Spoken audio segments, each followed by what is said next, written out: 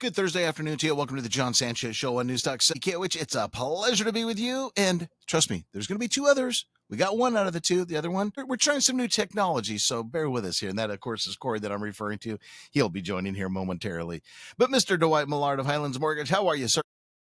I'm doing fantastic, John. How are you today? Very well, very well. Are you as You look nice. anxiously awaiting tomorrow's big day as much as I am, Dwight? I am. Yeah. I am. What do you think? I think he's going to do nothing. I think he's going to do nothing. What Dwight and I are referring to, of course, is tomorrow's big speech by Jerome Powell, head of the Federal Reserve, of course, Jackson Hole, Wyoming. Looking right now, guys, I looked right before the show, and I think we're scheduled for, I thought it was supposed to be 7, but now they're saying at about 9 a.m. Pacific Standard Time is when the chairman is supposed to come out and give his speech. But you know what, Dwight? I can't tell you how long it's been since I've seen such a highly anticipated speech at Jackson Hole than this one tomorrow. And I'm telling you, if you're going to put a gun to my head, Dwight, you're pointing a gun at me, put a gun at my head right now. I'm going to say he is going to say, just like he did at the last Fed minutes, we're just going to, in the last press conference, we're going to wait. We've got PPI data, CPI data, PCE data, a payroll report, all before the Fed meets in September. I don't see him giving any other hints other than we're data dependent. The same old thing. I don't think it's going to be anything special tomorrow. I really don't. I think your market could get disappointed, and I think my stock market could get disappointed. That's my bet at Yeah, this I point. agree. I think it's going to be a nothing burger, and we're just going to have to see if there's how they respond. I mean, the bond market has not been responding very favorably Right. lately. Right. I mean, they don't like, what's the probability now? Is it inside of Well, it's 90 now it's on that? it just dropped below 80. So we were like 98% at this time last week, and now we're below 80 as far Hmm. as the probability. Still very strong from a historical standard, but I mean, again, we still have a long ways to go. We don't have a Fed meeting tomorrow or a Fed decision tomorrow. This is just a speech hoping to give the world a hint as to what the Fed is thinking. But we had more Fed members come out in the last couple of days, Dwight, indicating same thing. They're in no hurry. I think it's going to be the same story that we've heard over the last few weeks and at the last Fed meeting.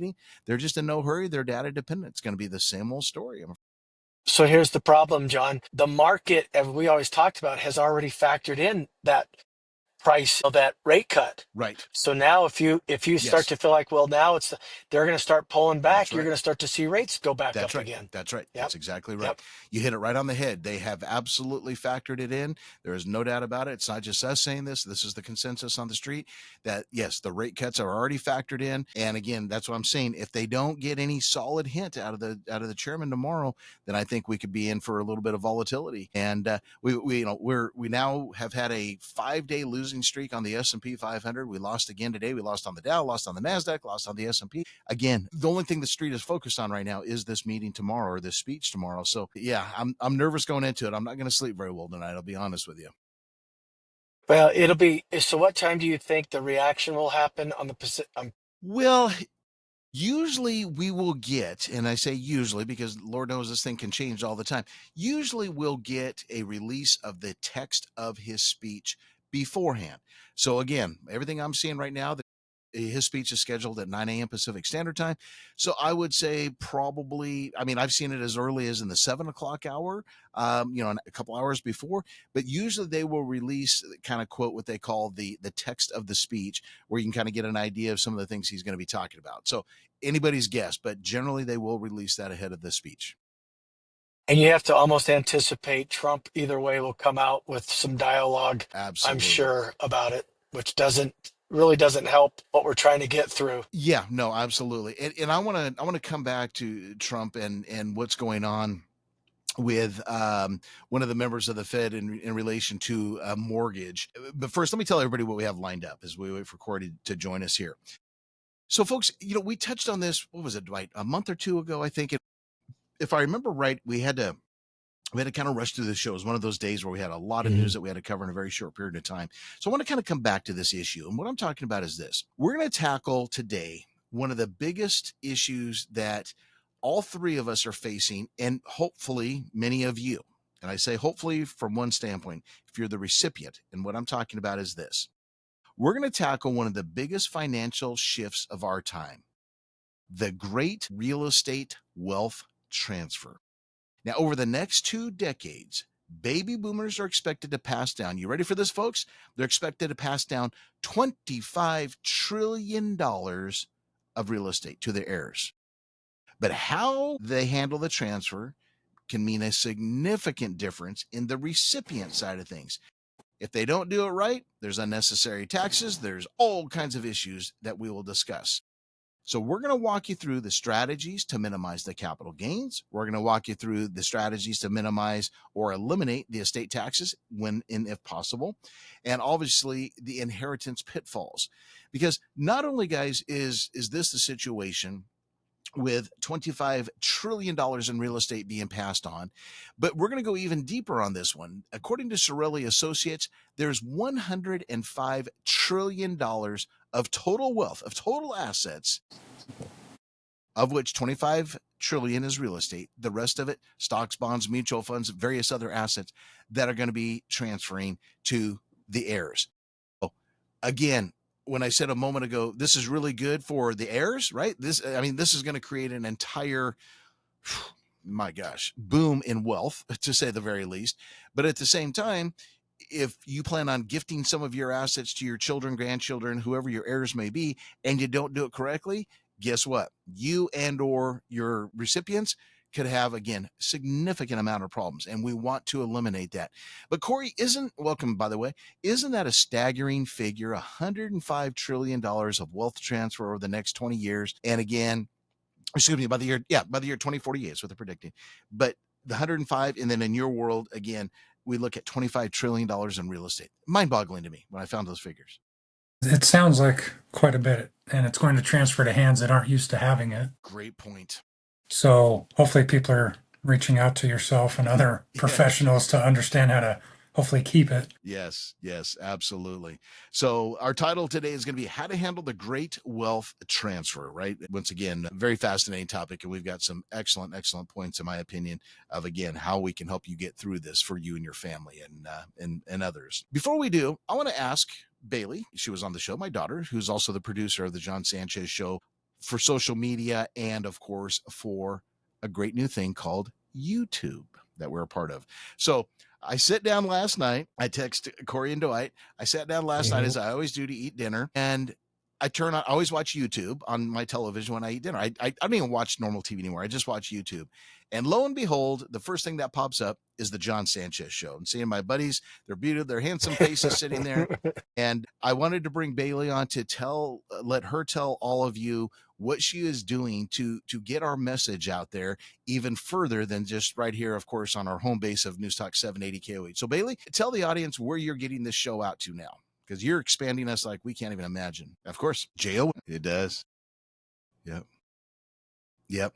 We to be honest with you, we'll take you behind the scenes. The four of us, of course, but we have so much more fun when we're able to see each other, because we're all in different locations. You know, we haven't been in the same studio together, guys, in probably 5 years, something like that. It's been a long time. But the video side of things, it just makes things so much fun, and I think a much better quality show than the guys just coming in and over the telephone. So looking forward to that. And then Bailey, we're not quite there yet, but touch this real quickly on the social media side, because you've got all kinds of great plans that we're going to be doing there also. I thought you had a separate one for the Jon Sanchez show. We will. Okay, so that's coming. Okay.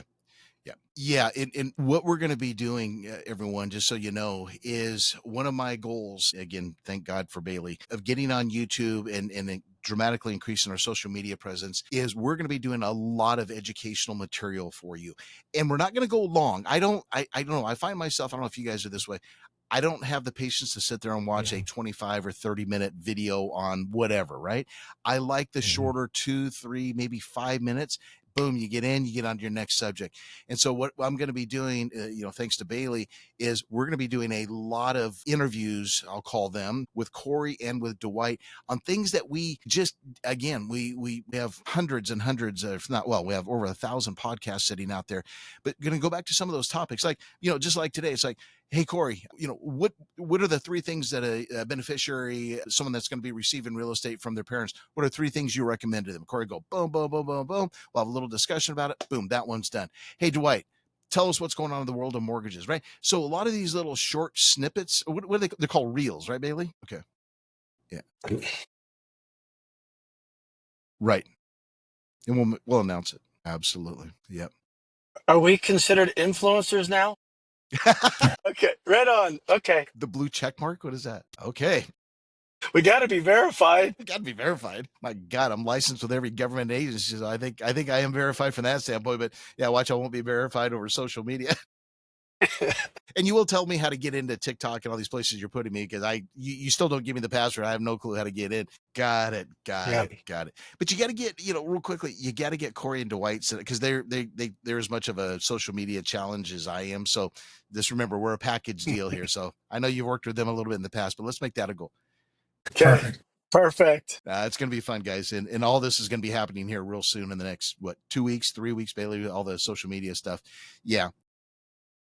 And every day we're now got all the bugs worked out. Every day we're going to be on YouTube, right? So like today's show, love it. All right, exactly. Stream. And you can update Dwight's MySpace page. Okay. That's after we get rid of his AOL email. He forgot his password. Yeah, for sure. Do you remember my password? Yeah, exactly. All right, we are so late for the wonderful Kristen Stowe. Kristen, I apologize. We're having way too much fun. Time got away from us. How are you, my dear? There you go. Thank you. See, that's the way we feel too. We all have faces for radio. Kristen, the traffic gal, said she just pulled us up on YouTube. She goes, "Oh my God, that looks so great! It's so great to see you guys." That's cool. Yes. I would rather you spend, like in the initial stages, more time on the content of the Jon Sanchez show versus the firm, because yes, right. Yes, I like that. Damn. Because now that these guys are set up with their deals, it's going to be really easy for me to be able to do interviews, with them. Yeah. So, Cory, you sound really good on my end. How's he sound on your end, Bailey? Okay. What was the problem? Interesting. Okay. Of course you didn't. That's awesome. It's so weird. In the car, I have the noise cancellation, so I think the car's shut off. So I just put the gas on and I blew the engine up. Bailey, here's the I don't commercial know. for the wedding. You can't hear it. Cory, how far away from the mic are you? I don't know. 18 inches? 18 inches? Yeah, if my dog starts barking, you guys are in for it. Hey, we're all in that boat. Mine did that yesterday, right in the middle of a stock update. Man. Okay. I'm wondering, Bailey, there's a setting on the app where Cory can like widen out the mic or narrow it in. Yeah, he's downloaded it. Okay. Is it the sound or the picture? Yeah, because he sounds like he's in a studio, right? On your end? Yeah. Okay. Yeah, don't worry about the grainy. That all gets when she does the AI editing. It takes care of all that. Boy. Yeah, Cory, you got a pimple on your forehead. I know. I'm sure. I have to put on some moisturizer before each show. Do we all have our skinny jeans on? Yeah, right. God dang. I need an avatar. Bailey, make me an avatar. That's right. Or whatever they call those things. Okay. 1 minute out, guys. I do like this format, though, Jon. I do too. So much fun. Bailey and I did a show yesterday. Jason was tied up in meetings, and we had so much fun. I mean, it goes by so fast, Yeah. Yep. So, Dwight, when we come back, I'm going to hit the indices. Then, real quickly, I want to bring up this other hot story. This Lisa Cook, the Federal Reserve governor that Trump's going after for mortgage fraud. He's claiming mortgage fraud. Yeah. I want to just get. What'd she do? Did he say what she did? So, 2 primary residences. Yeah, 2 primary residences. Before she was. We all have those. I'm going to say that's Only 90% of Dwight's business. And she's refusing, of course, to back down. She should. But it's so funny that what's his the House Finance Agency Director Bill Pulte. How many of those freaking houses do you think that family sold? There we go. Yeah. Welcome back to the Jon Sanchez Show on Newstalk 780 KOH with Dwight Millard of Highlands Mortgage, Cory Edge of Edge Realty. Once again, volatile session. Unlike these last couple of days where we had our highs, we had our lows, and we really didn't finish, with much movement. Didn't quite happen that way today. We had the highs and the lows, but we finished somewhat towards the bottom. Our low was 44,579. We closed at 44,785, but that low happened right at the open. So I'm not going to really count that. So we kind of spent like negative 100 to 150 most of the day. So down 153 to be exact on the Dow, 0.34%. Nasdaq lost 73 points, 0.34%, and the S&P down 26 points. Now a 5-day losing streak, unfortunately, 0.40% decline. line. All right, we're going to be getting into our topic here momentarily, how to handle the great real estate wealth transfer. Once again, $105 trillion of you baby boomers, your money, your wealth is going to be going to someone, to your heirs, etc. We're going to focus in on the real estate side with Cory and Dwight later. And again, go through a lot of different ways that we can minimize the taxes, make it as simple as possible, minimize the state taxes, capital gains taxes, and so on and so forth. So we'll be getting into that momentarily. Dwight, well, let's hit the commodities. 80-cent gain on oil today, 63.50. Gold down $6.70, 33.81.90. You're quiet again, Dwight, heading into the chairman's speech tomorrow. 3 basis point increase on the 10-year, yield 433, yield 433. What do we do on the mortgage side? Imagine we didn't move much. Yeah, we only lost a point, but you're at 6.62 according to Mortgage News Daily. Jon, that's up almost 10 basis points from last week. Wow, that's significant. That's a bit. Yeah, we're slowly. I mean, it's not the super peaks and the valleys, but it's enough. But the good news is your 15-year that you're watching real close is still under the 6. It's at 5.97. Okay, very good. So, yeah. I real quickly, I wanted to ask you one thing I noticed, Dwight, when I was prepping for the show. 30-year jumbo, 6.67%, but yet the 30-year fixed, 6.62. Why are those so close? Usually there's a much greater gap between the two. I think it's probably just trying to drum up business, just like the builders are doing. They're just trying to give away a little margin, try to pick up a little bit of business. They have more flexibility in the jumbo arena than you probably do in the Fannie Mae world, where everybody, you got all your add-ons. So I think that's probably it. They're just dropping them a little bit, try to drum up some business. Okay. Very good. I want to jump over to another very hot story that the street is following very closely. Not that it has really, well, I was going to say not really any influence on the market, but it potentially could. For those of you that have been following this, or maybe you haven't, there's a woman by the name of Lisa Cook. Now, Lisa is a member of the Federal Reserve Board. Okay. Been there a few years. Well, she got in the crosshairs of President Trump a couple days ago. And not only is she in the crossfires of Trump, she's also in the crossfires of the Federal Housing Finance Agency Director, Bill Pulte. Yes, part of the Pulte home building family. Okay, what's going on? Mr. Pulte yesterday blasted Miss Cook all over social media, saying she basically committed mortgage fraud. Now, remember, she is a member of the Federal Reserve Board, a very, very prominent position. They're alleging, and Trump, of course, is jumping on the bandwagon. She is a Democrat. She was nominated and appointed under the Biden administration. So you know where I'm going with this. I think what's happening, Trump's trying to get her off to get another, kind of Trump nominee on there. But they're claiming, Dwight, that she basically took out 2 mortgages. Again, this was a couple years ago, took out 2 mortgages. First one, she said it was her primary residence. And then 2 weeks later, she takes out another mortgage saying it was her primary residence. And they're going, And the reason that's important, folks, is because remember, your primary residence, you generally got to put less down. Usually you'll get more favorable interest rates, et cetera. So, Dwight, how serious is this? Well, Jon, the timing of it is really bad. I mean, if you're going to do it back to back, I mean, be smarter than that, but be careful of Pandora's box. If you're going to open it, Jon, I mean, there's probably a lot of people out there that kind of, I'm living here, I'm moving there. Go back to the pandemic. Yes. All we needed was a remote letter, and you could buy. Good point. Bay Area people bought in Reno with a remote letter. I don't know if they ever moved in, right, Cory? Some of them never did. Yep. So you got to be careful if you're going to go after one, Jon. Unfortunately, you probably got to go after others. Yeah, I think if I remember correctly, maybe you saw that, Cory. I think they went back and they did a study, one of the government housing agencies, and they came up. I think they stopped at about 2023. I think they went back to like 2018 or something. But they said there's millions out there that are like this. No question. Yeah. Okay, you agree with that, Cory? Yeah. There's plenty, and I think the interest rate spreads used to be higher than they are now, but the biggest thing is the down payment, as you mentioned. But it's not, the thing that worries me is now, I mean, you have people inside a government attacking individual people for no reason, right? Like, it's, to me, that's the scarier part. I agree. These crazy people running these government agencies. Yes, I agree. Well, yesterday she said she's not backing down. She's not going to be intimidated. We've heard that before, but we will see. But I thought, Dwight, when I saw that story break a couple of days ago, I thought that was really interesting. I'm like, well, how prevalent is mortgage fraud? And sounds like it is pretty prevalent. Well, and you would think you think a member of the Federal Reserve would be much more saying. Careful. But she says, I was not a member of the Federal Reserve when I took out those 2 mortgages. Okay. Big deal.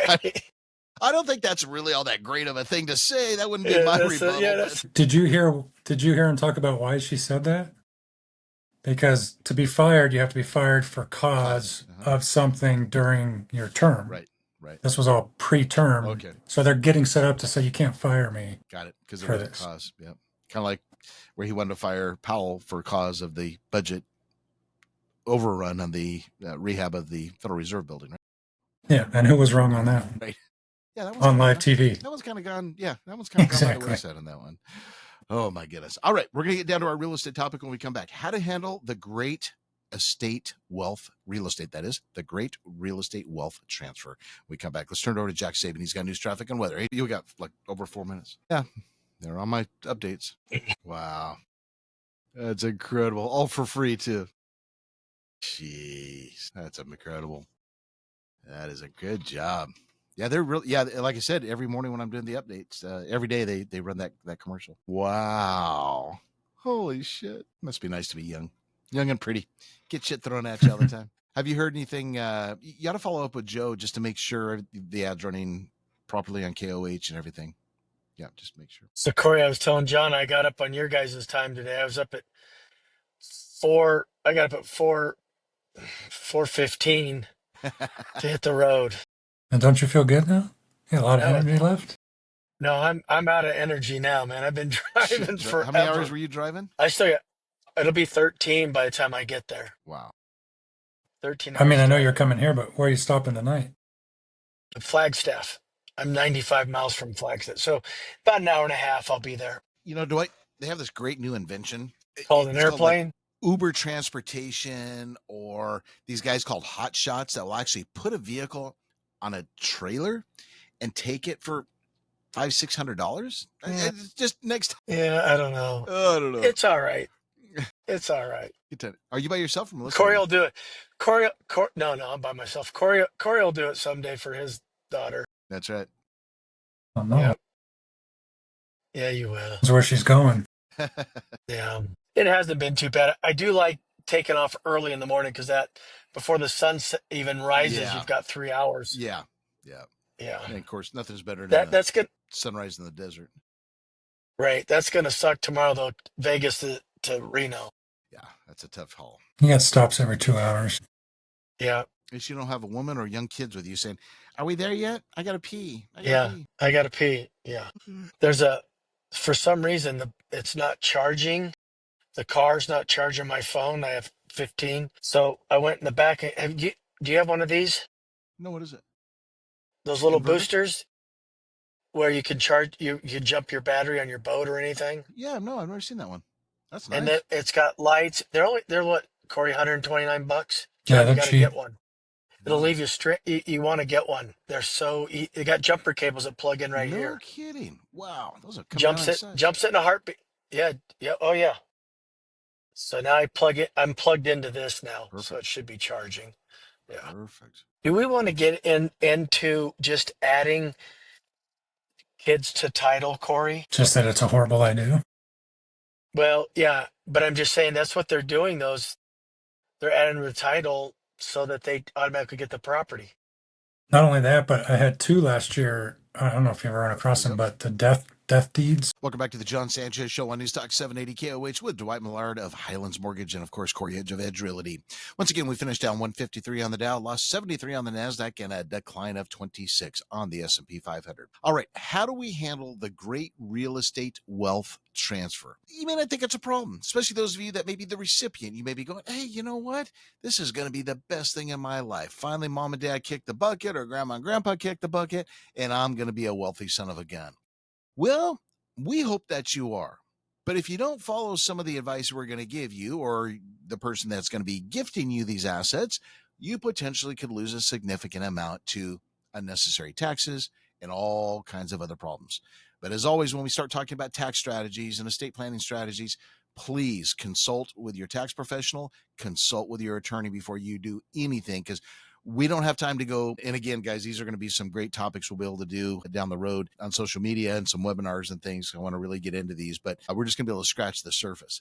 So once again, if you just joined us, just a little bit of a background that I wanted to share with everybody. And that is, remember, according to Sorelli and Associates, $105 trillion of wealth is going to be transferred, of which 25 trillion, that's according to the Federal Reserve, of that will be 25 trillion of real estate. So 105 overall, 25 of it is real estate, all by the year 2048. So not that far away. So we're going to focus on the real estate side of things. So Cory, the first point we want to talk about is this. In a wealth transfer situation, why is real estate so unique? Unlike, because some of the, as we'll talk about, some of the tax strategies are the same for stocks and other appreciated assets, but real estate has a little bit of a unique twist. What is that? Well, I don't know exactly which point you want me to hit on, but The family. as far as the what? The family. The real estate has an emotional attachment. Oh, okay. I thought that's where we were going with this, but there is an emotional attachment. I have two properties right now that I'm helping.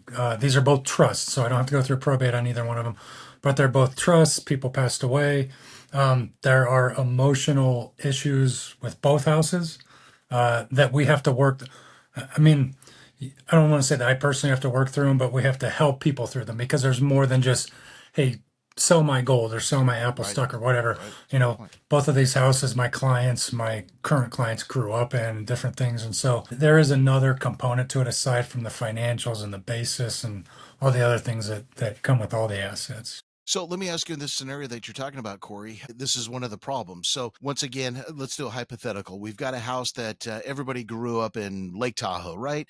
Maybe it was a vacation home. Maybe you lived there forever, but beautiful area, phenomenal memories, the Christmas dinners with the snow coming down, the family gathered there on the 4th of July, playing in the water. I mean, let your imagination wander. Okay.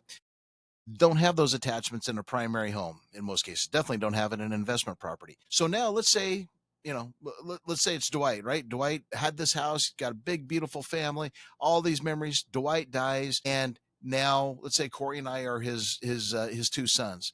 Well, guess what? I'm the tight one. I want my money. Dad left this 50-50 to my brother and I, Cory in this example. I want my money. Cory's like, he's more of an emotional guy. I can't get rid of this house. This is where, we grew up and we have all these memories. So this is where the emotional side of it comes into. And this is where, Cory, you brought up a great point. The estate or having the living trust for the estate, because this is where you can start to lay things out. I'd say probably on average, I'm going to say maybe 5 clients a year we have to help them with when they have siblings. One of the siblings, just like I said, one of the siblings wants to get the heck out. They may be living in another part of the country. They don't care about the house. They have no emotional tie. They want their money. The other two, hey, we want to keep this. The question I always get, Jon, how are we going to buy out, my brother Frank, right? How am I going to do that? So that gets into a whole bunch of issues because technically you're selling a third of the house in this example. There's a lot of issues, Cory. And again, you get into potential tax complexities also, because again, let's use the example. If I want my portion out, Dwight dies, am I going to have taxes? Am I going to have capital gains? What's going to happen with you? So on and so forth. So it gets really, really messy, and the estate plan will help, but not solve everything, but just something you need to be thinking about and have it written out in that trust, right, Cory? Have it written out in there. Hey, if I die, my brother Jon or my son Jon wants to sell his portion, but my son Cory wants to keep his, those type of things. You got to have it all. So trusts are good in that they lay everything out, but they could be bad too, because once you pass and it's laid out, that is the law. We had one about 3 years ago. There were 4 brothers. One of them was living in the house. That's another mess. Yep. Dad passed away. 2 of the brothers wanted the third one to stay. One of the brothers said, no, I want to sell it. I want him out. The trust said to sell it. And so it turned into a huge legal mess that is probably still going on to this day. Let's add another complexity that you just jarred something in my mind that I've run across a lot. Again, doesn't matter how many siblings. Let's just say there's 2. Let's say there's a brother and a sister. Sister has been living in, let's just say dad's a widow at this point, living in dad's house, taking care of dad, right? She gave up her career. She's there taking care of dad 24/7, so he's not going into assisted living. Dad dies. Money's supposed to go 50-50, Now, what happens to the sister? She just lost where she was living.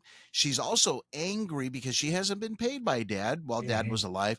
Changing his underwear in the middle of the night, and all the things that go into convalescent type of care. But the brother's going, hey, I don't care. I want to sell this thing. I need my money out of it. Right, Cory? That's where it gets messy also. I mean, let your imagination wonder. The more you can lay this out for those of you that will be, having these assets go to your children, grandchildren, whoever may be, the more you can lay it out, the better off you're going to be, because we could sit there for hours, all of us, and share stories. Dwight, you have any stories that come to mind of any clients you've dealt with in that scenario? Not really, but the longer it goes, the more difficult it becomes. Yes. I mean, and the larger the family, the more difficult. So Yep, yeah, it's absolutely. I've seen it. Nothing that sticks out, but yeah, it just can be a mess. It sure can. Unfortunately. Cory, real Yeah. quickly before we go to break, let's squeeze in the capital gains situation, how the stepped up basis works. So let's just assume dad bought a house for, well, round numbers, we'll call it $100,000. And all of a sudden he passes away and that house is worth $500,000. And let's say there's two kids there. Well, obviously, if you go sell it right now and there's no stepped up basis, you're going to have a $400,000 gain. It gets split two ways. So everybody gets $200,000 in capital gains and you're going to have to pay Uncle Sam. What the current law allows you to do is step up that basis to the day that dad passed away. So in my example, he passes away, it's worth 500,000. Your stepped up basis gets you to 500,000. If you sell it right then and you get 500,000, that's where everything kind of jives together, then there is no capital gain tax. You don't have to sell it. So what you want to do is get that stepped up basis. It's a stepped up basis is basically a value from a third party that you keep in your file. Doesn't mean you got to notate it. Doesn't mean you got to. Appraiser. It's correct. You don't have to sell it that day. You can sell it 10 years later. You still get the benefit of the stepped up basis. We can get into more details, but somebody's got to look at the trust. Somebody's got to see, was it mom and dad in the trust? Was it just dad in the trust? Was it just mom in the trust? There's so many different things that'll affect how you take it. And also, was it a primary residence? Was it a investment property? Is there depreciation that's been taken if it's been an investment property? Because don't forget, you have depreciation recapture if you go to sell it on top of the capital gains. Very, very. The other thing to remember too, because this happened to somebody last year that I know, you inherit a property and sell in a different state, you have to pay the capital gains portion in that state. That's right. So a lot of moving parts to think about. That's why you bring in the legal, tax, financial professionals, and of course, Cory. And Jon, so I do have one. So that exact scenario happened, and they didn't pay the taxes, and they got hit with the tax lien that they didn't know about. Wow. Because they didn't pay the tax. Yeah, in the other state. Yep. There you go. Didn't know about it. Yeah, I know. It's a complicated mess. That's why we're doing this. All right, we'll continue our discussion with, once again, how to handle the great real estate wealth transfer. Let's wrap it up with Kristen Snow right now, Traffic Center. Thank you, Kristen. Welcome back to the Jon Sanchez Show on Newstalk CKOH. Mr. Edge, your phone number, saw. Mr. Millard. Very good, boys. All right. Once again, we've been discussing for the last almost half hour here, the great real estate wealth transfer. Folks, this is a reality, right? Like the stories I share with you when I was a young broker, and they said, oh, there's this great thing called the baby boomers, right? They're going to be this massive force in the economy, spending powers, etc. Yeah. Well, our generation has. And let me tell you, this wealth transfer, $105 trillion or by the year 2048, in my opinion, I think it is going to happen. So we're trying to help you prepare. Again, we're just scratching the surface. Let's move on to another point. Well, we got a couple minutes remaining here. And that other point is in regards to titling. We were chatting off air, and it seems like all of us are facing the same thing. We're seeing more and more clients wanting to avoid the cost of getting a living trust established. So they're opening up bank accounts. They want to open brokerage accounts with us, TOD, meaning transfer on death, so that the account does avoid probate. But it's a little bit different when it comes to real estate. Here in Nevada, we actually have what's called a transfer on death deed. Explain what that is. Correct. So you can go sign a deed that says, when I die, my property automatically transfers to whoever, son, daughter, spouse. I mean, well, not spouse, because hopefully you're joint tenants, but some kind of heir there. And it sounds good, but what people don't realize is that is legal. It does transfer the title over.